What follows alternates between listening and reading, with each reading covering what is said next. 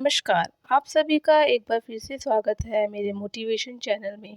आज हम देवउठनी एकादशी में तुलसी पूजन कैसे करें उसके बारे में बात करते हैं। हिंदू धर्म में सभी एकादशियों में देवउठनी एकादशी का विशेष महत्व है।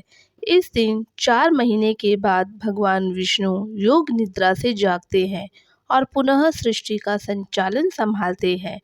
देवउठनी एकादशी को देवउत्थान एकादशी भी कहा जाता है। इस दिन चतुर्मास की समाप्ति होती है, जिससे शादी विवाह, मुंडन, गृह प्रवेश, जनेऊ आदि मांगलिक कार्यों की शुरुआत हो जाती है। देवउठनी एकादशी भगवान विष्णु को प्रसन्न करने के लिए भी बेहद उत्तम मानी जाती है। इस दिन भगवान विष्णु को प्रसन्न करने के लिए कुछ लोग व्रत रखते हैं और पूजा करते हैं। इस दिन सच्ची श्रद्धा और भक्ति भाव से भगवान विष्णु की पूजा करने से सभी मनोकामनाएं पूर्ण होती हैं। भगवान विष्णु हरिशयन एकादशी के दिन योग निद्रा में चले जाते हैं और नवंबर माह की एकादशी पर योग निद्रा से जागते हैं, जिसे देव उत्थान एकादशी कहा जाता है। इस साल देव उत्थान एकादशी 12 नवंबर 2024 को पड़ रही है। इस दिन व्रत रखने से कुंडली में चंद्रमा की स्थिति मजबूत होती है। वैदिक पंचांग के अनुसार इस साल कार्तिक मास शुक्ल पक्ष की एकादशी तिथि की शुरुआत 11 नवंबर 2024 की शाम 6:46 पर शुरू होगी। वहीं तिथि का समापन 12 नवंबर 2024 को शाम 4:04 पर होगा। उदया तिथि के अनुसार देवउठनी एकादशी का व्रत मंगलवार 12 नवंबर को रखा जाएगा। मित्रों, अब जानिए देवउठनी एकादशी के नियम। इस दिन निर्जला या केवल जलीय पदार्थों का सेवन करते हुए उपवास रखा जाता है।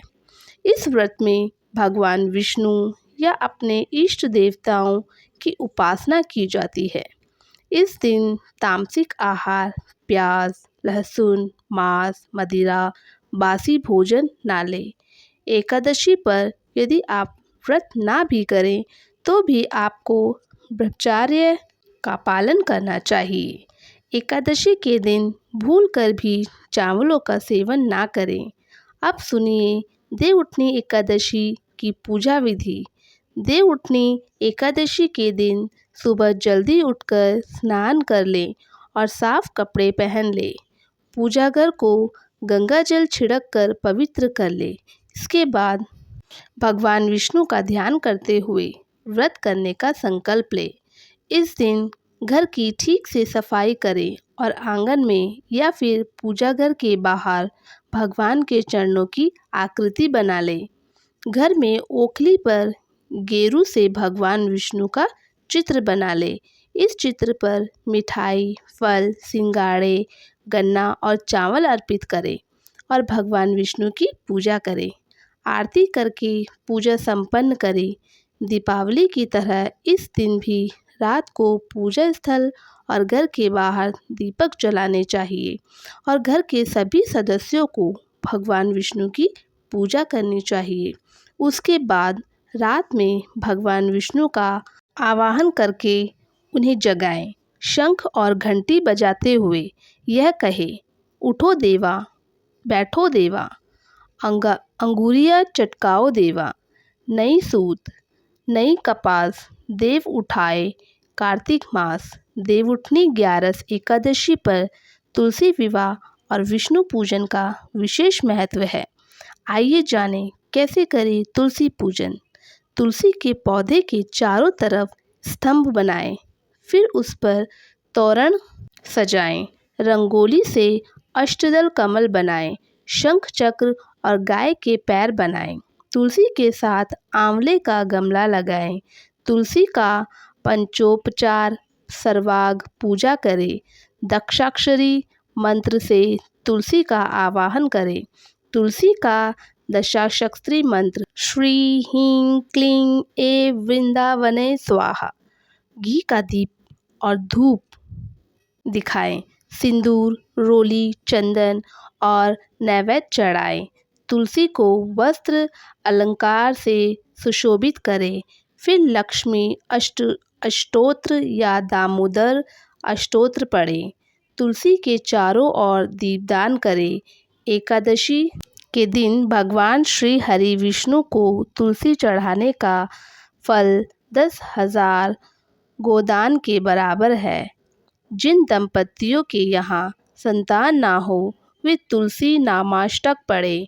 तुलसी नामाष्टक के पाठ से न सिर्फ विवाह होता है बल्कि बिछुड़े संबंधी भी करीब आते हैं। नए घर में तुलसी का पौधा, श्री हरि नारायण का चित्र, प्रतिमा और जल भरा कलश लेकर प्रवेश करने से नए घर में संपत्ति की कमी नहीं होती। नौकरी पाने, कारोबार बढ़ाने के लिए गुरुवार को श्यामा तुलसी का पौधा पीले कपड़े में बांधकर ऑफिस या दुकान में रखें। ऐसा करने से कारोबार बढ़ेगा और नौकरी में प्रमोशन होगा। 11 बार तुलसी जी की परिक्रमा करें। दिव्य तुलसी मंत्र पढ़ें। देवी त्वं निर्मिता पूर्वमार्चितासि मुनीश्वरे नमो नमस्तुते तुलसी पापम हर हरिप्रिय। ओम श्री तुलसीये विवाह विष्णु प्रियाये धीमहि तन्नो वृंदा प्रचोदयात्। ऐसे तुलसी मंत्रों का 11 या 21 बार जाप किया जा सकता है। तुलसी के पत्ते तोड़ने के लिए ओम सुभद्राय नमः, मात स्थूलसी गोविंद हृदयानंद कारिणी नारायणस्य पूजार्थ चिनोमि त्वाम नमस्तुते मंत्र का जाप किया जा सकता है। तुलसी पूजा के लिए रोज सुबह जल्दी उठकर स्नान करना चाहिए। तुलसी के नीचे गाय के शुद्ध घी का दीपक जलाना चाहिए। शाम के समय भी तुलसी में दीपक जलाना चाहिए। तुलसी में जल चढ़ाने के बाद परिक्रमा करनी चाहिए। दोस्तों, अब सुनिए देवउठनी एकादशी के दिन किए जाने वाले उपाय। एकादशी के दिन भगवान विष्णु का आशीर्वाद पाने के लिए नहाने के पानी में 1 चुटकी हल्दी मिलाकर स्नान करें। स्नान करने के बाद पीले रंग के वस्त्र पहनें। मान्यता है कि ऐसा करने से व्यक्ति पर भगवान विष्णु की कृपा बनी रहती है। अगर आपके करियर कारोबार में बाधा आ रही है तो देवउठनी एकादशी के दिन भगवान विष्णु को केसर वाले दूध से अभिषेक करें। मान्यता है कि ऐसा करने से व्यक्ति के जीवन में सभी परेशानियां दूर हो जाती हैं। अगर किसी व्यक्ति को विवाह से जुड़ी परेशानियों का सामना करना पड़ रहा है तो वह एक देवउठनी एकादशी के दिन भगवान विष्णु की पूजा करने के दौरान केसर, हल्दी या पीले चंदन का तिलक करें। उसके बाद भगवान श्री हरि विष्णु को पीले रंग के फूल अर्पित करें। मान्यता है कि ऐसा करने से जल्द विवाह के योग बनते हैं। कर्ज से मुक्ति पाने के लिए देवउठनी एकादशी के दिन पीपल के पेड़ पर जल चढ़ाना चाहिए। इसके बाद शाम को पेड़ के नीचे दीपक जलाएं। मान्यता है कि इन उपायों को करने से व्यक्ति को जल्द ही कर्ज से मुक्ति मिल सकती है। कार्तिक माह में तुलसी की पूजा करने का खास महत्व है। देवउठनी एकादशी के दिन तुलसी के पौधे में गन्ने का रस मिलाकर चढ़ाएं। इसके बाद देसी घी का दीपक जलाकर तुलसी माता की आरती करें। मान्यता है कि ऐसा करने से व्यक्ति को कभी धन की कमी नहीं होती और जीवन में सभी कष्ट दूर होते हैं। देवउठनी एकादशी के दिन पीपल के पेड़ के नीचे घी का दीपक जलाने और परिक्रमा करने से भगवान विष्णु के साथ साथ माँ लक्ष्मी का आशीर्वाद भी मिलता है। ऐसा करने से घर की दरिद्रता दूर हो सकती है। अगर आपके वैवाहिक जीवन में कड़वाहट आ गई है और दिन ब दिन रोज़ तू मैं की स्थिति बनी रहती है तो देवउठनी एकादशी के दिन तुलसी विवाह पूजन करें। इस दिन लक्ष्मी माता और तुलसी माता को श्रृंगार की सामग्री अर्पित करें।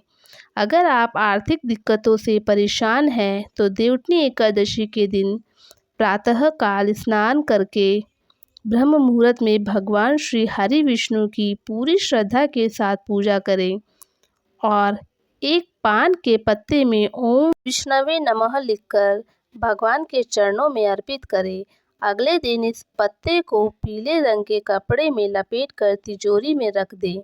छात्रों के लिए एकादशी के दिन श्रीमद् भागवत कथा का पाठ करना बेहद शुभ माना जाता है। देवउठनी एकादशी पर दान पुण्य करने का विशेष महत्व माना जाता है, इसीलिए अपने जीवन की सभी मुश्किलों को दूर करने के लिए देवउठनी एकादशी के दिन किसी गरीब या ज़रूरतमंद को भोजन कराएं। पितृदोष से पीड़ित लोगों को इस दिन विधिवत व्रत करना चाहिए। पितरों के लिए यह उपवास करने से अधिक लाभ मिलता है, जिससे उनके पितृ नरक के दुखों से छुटकारा पा सकते हैं।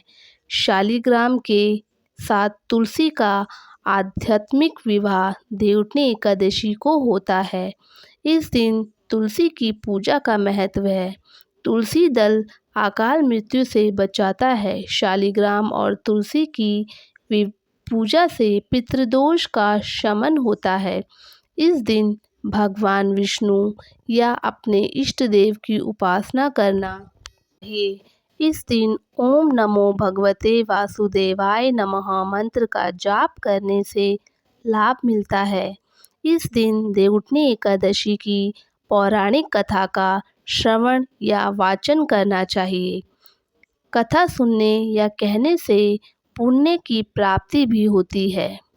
भगवान श्री हरि विष्णु को जगाने के लिए इस दिन इस मंत्र का जाप करना चाहिए। उत्तिष्ठ कोत्तिष्ठ गोविंद त्यज निद्रा जगपते त्वयि सुतपे जगन्नाथ जगत सुतपम भवेदिदं उत्तिष्ठते चेष्टते सर्वमुक्तिष्ठोत्तिष्ठ माधव गता मेधा विच्चवे निर्मलं निर्मलादिश शादर्दनि च पुष्पाणि ग्रहणाय मम केशव। उम्मीद करती हूँ कि आपको यह जानकारी अच्छी लगी होगी। वीडियो को लाइक, शेयर और हमारे चैनल को सब्सक्राइब करना ना भूलें। धन्यवाद।